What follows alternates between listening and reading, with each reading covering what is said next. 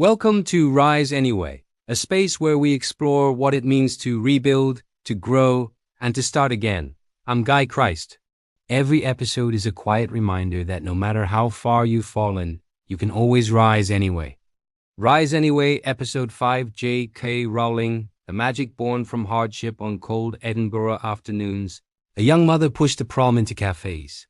She'd order 1 cup of coffee, find a seat near the heater, and write while her baby slept. It wasn't romantic. It was survival, cheap heat, borrowed time. A few quiet hours where her story could live, even when life around her barely did. Her name was Joanne Rowling, and before the fame, the castles, and the billion-dollar empire, there was grief, fear, and the relentless need to keep writing. Before the cafes and the prom, there was loss. In December 1990, Rowling's mother died after a long illness. The grief bled into her work. She was already imagining a boy wizard who had lost his parents. That pain, that longing, soaked into the ink and never dried. Years later, she would say, "My books are largely about death, not just the death of Harry's parents, but Voldemort's desperate attempts to outrun mortality itself." Death wasn't just a theme.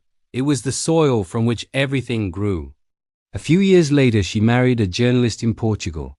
For a time, there was love, and then there was danger. In interviews, Rowling spoke of physical and emotional abuse. She said she photocopied pages of her manuscript in secret, so that if her husband destroyed 1 copy, the story could still survive. That act, small, defiant, wasn't just about words on a page. It was about refusing to let anyone take her future. When she fled the marriage, she took her baby and what remained of her manuscript, returning to Scotland with a restraining order for safety and a fragile dream. By late 1993, she was back in the UK, a single mother in a cold flat, living on public assistance. She once told Harvard graduates, "A mere 7 years after my graduation day, I had failed on an epic scale. Jobless, a lone parent, and as poor as it's possible to be in modern Britain without being homeless." Then came the line that would circle the world. Rock bottom became the solid foundation on which I rebuilt my life. Public assistance paid the rent. Cafes provided warmth. Her baby gave her reason. Each afternoon, she'd push the pram through the Edinburgh streets, find a seat, and keep writing. Not because she was inspired, but because she refused to stop. The cafes, the coins, the pages, they've all become myth, but they weren't performance. They were survival. She guarded her manuscript like a lifeline. Her sister helped. Friends offered quiet encouragement. But mostly it was her, a woman choosing words over despair. When she later created the Dementors, dark creatures that sucked the joy from a room, she said they came from her own depression. Every author hides in their work. But Rowling's pain became its heartbeat. Finishing the book was one kind of bravery. Sending it out into the world was another. The manuscript went to agent Christopher Little, and then began the long, familiar carousel of rejection. Publisher after publisher said no, too long, too strange, too risky.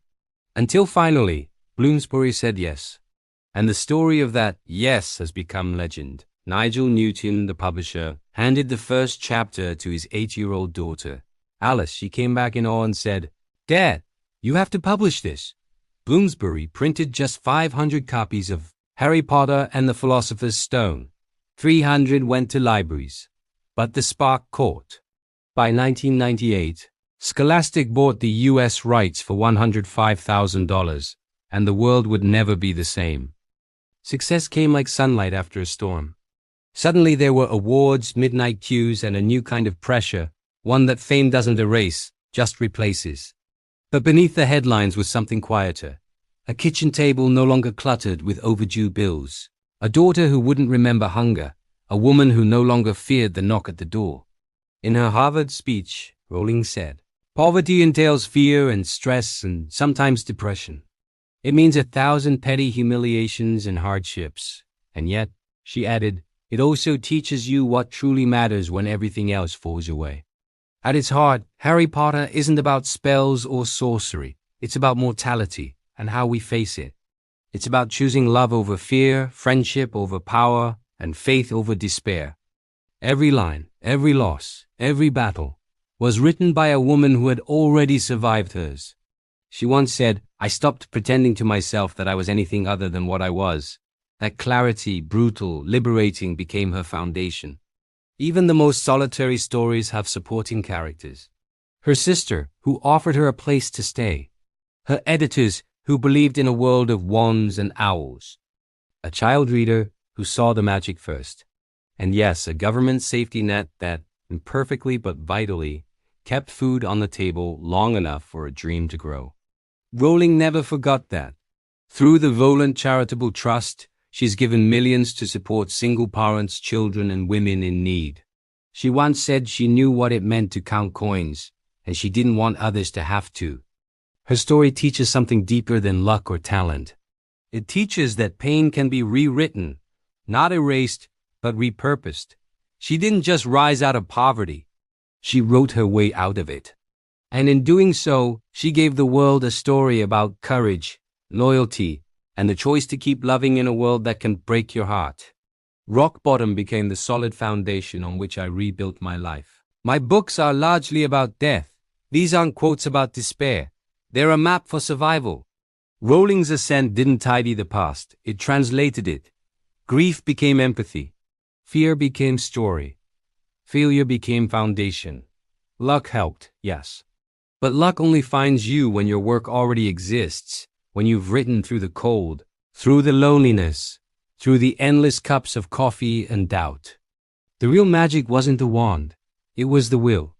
The will to begin again, to rise anyway. Thanks for listening to Rise Anyway. If today's story moved you, share it with someone who might need a reason to keep going. You can follow the show for new reflections every week, and remember, you can't change the past. But you can always change the path you're on.